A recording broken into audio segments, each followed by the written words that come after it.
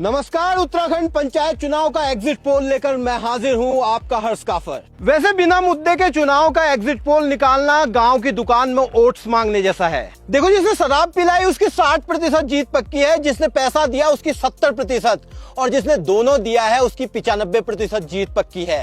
और जिसने स्वास्थ्य, शिक्षा और विकास जैसे मुद्दे उठाए उसकी फिर भी देखने के लिए चलते हैं मुकेश के पास। जी हर्ष, आगे आगे का मुझे याद है, लेकिन बाद में मेरे पैरों के नीचे से जमीन खसक गई। पता नहीं किसने मुझे पिला दिया। वाकई में ये चुनाव मेरे लिए भी बहुत यादगार रहे। कुछ सवर्ण मतदाता ये कहते हुए पाए गए कि फलाना उम्मीदवार जय भीम वाला है, ये कल के दिनों में हमारे मंदिरों पर कब्जा कर देगा।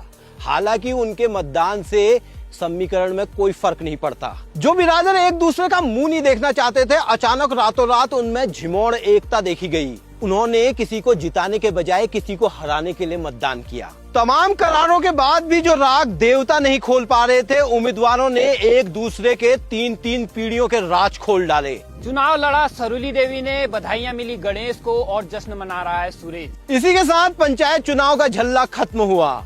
महिलाओं ने फिर से खेत खलियानों की तरफ रुख कर लिया है। पुरुषों ने जेब में हाथ डालकर फिर से बाजारों को गुलजार कर दिया है। अम्मा का आंगन फिर से सूना पड़ गया है क्योंकि एनआरपी वोटर वापस शहरों की तरफ लौट गए हैं।